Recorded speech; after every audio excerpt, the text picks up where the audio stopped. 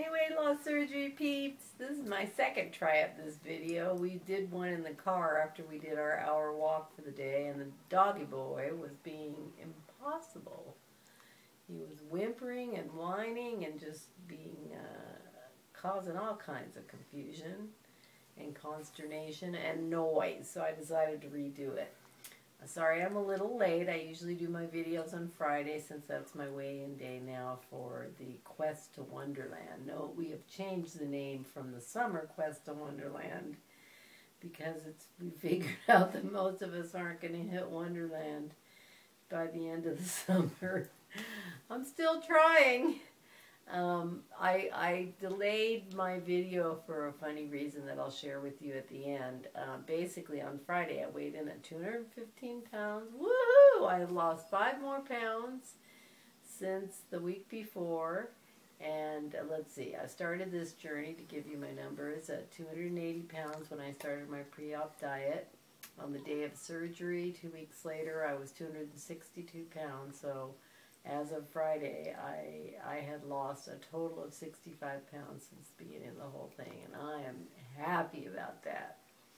Now, one of the things I wanted to talk about, however, is that I have managed to sabotage myself a couple of times in the past week.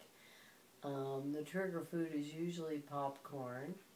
After yesterday, we figured out that when my husband goes to the movies, which we go free because our son works there, it's a great benefit. We get free popcorn as much as we want. And so he's brought his leftover bag home a couple of times, and I just can't resist it. And I finally have decided I have to ask him not to bring it. I'm strong. I've got a strong will, but that's just too much for me. But I want to look at why we sabotage ourselves. You know, last Thursday I did this. I had some popcorn, I had some tortilla chips, and I had some ice cream. This is the day before my weigh-in. I mean, at least I should have had the sense to wait till after I weighed in, right? Anyway, I'm trying to get to the kernel of that, the core, you know, because I have a very strong will. I'm usually, when I'm very dedicated to something, as I am to this particular journey, I don't understand why. I mean, I was on what I call a ketosis roll. I had been really sticking with the program since I got back from Hawaii. You know, getting my protein, under 40 carbs, drinking the water, exercising like a mad woman. What the heck was I doing with that popcorn in my mouth, you know?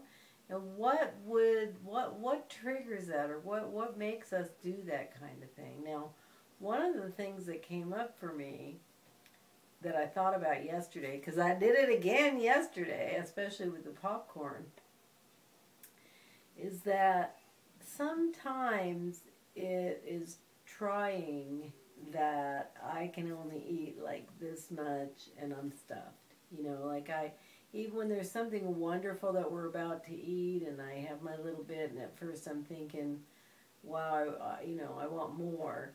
But then, of course, I get full so fast that I can't eat more. You know, usually that's a thing I'm grateful for, and that's certainly helping me in this journey. But there's something to be said for slider foods and the way they don't fill you up. I mean, I was realizing that yesterday when I was munching straight through about 5 cups of buttered popcorn from the movie theater, that it was really, there was something nice about the fact that I was just kind of sitting here working on the computer and absent-mindedly eating it and just having it be like normal, like a normal person.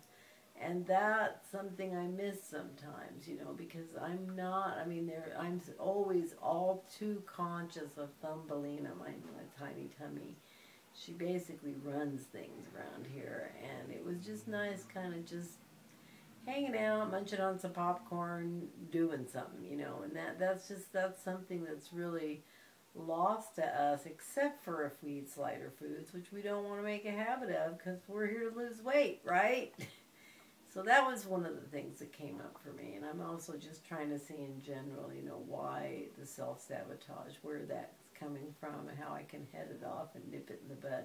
I know a good friend Tiffany on Vertical Sleeve talking on another Facebook group I'm on mentioned doing something when you have that impulse to buy some little trinket for yourself or do something special for yourself instead. And that sounded really good to me, but I also realized yesterday that it usually sneaks up on you so fast that, you know, you got the popcorn in your mouth or the tortilla chips in your mouth before you even get a chance to think about heading it off with another behavior.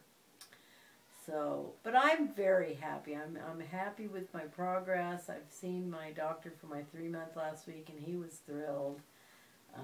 Saw my GP for related to the fall that I had in Hawaii, and she was thrilled too and thought I was just a completely different person. So I feel that too. I feel alive, energetic. I mean, I am very happy that I did this surgery. She is different, folks. She's fabulous. So what I want to say is the reason that I did wait a little bit to do my video is sort of a funny reason. I've gotten a giggle when my friend Kim, or Family Forevermore, attempts to convert kilos to pounds and vice versa. And so what I did was I waited to lose 1 more pound so I'd be at a total of 30 kegs lost. I love the way Kristen West Osgirl calls them kegs.